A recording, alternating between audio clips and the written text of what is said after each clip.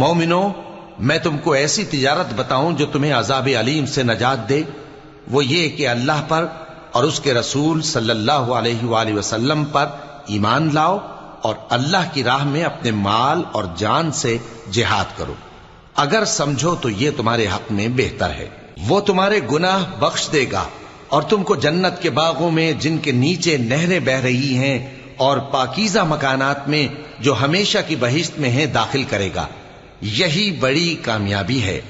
और एक और चीज जिसको तुम बहुत चाहते हो, यानी तुम्हें अल्लाह की तरफ से गलबा नसीब होगा और फतह अनकरीब होगी, और मोमिनों को इसकी खुशखबरी सुना दो। मोमिनों, अल्लाह के मददगार हो जाओ, जैसे ईसा इब्ने मरियम ने हवारियों से कहा था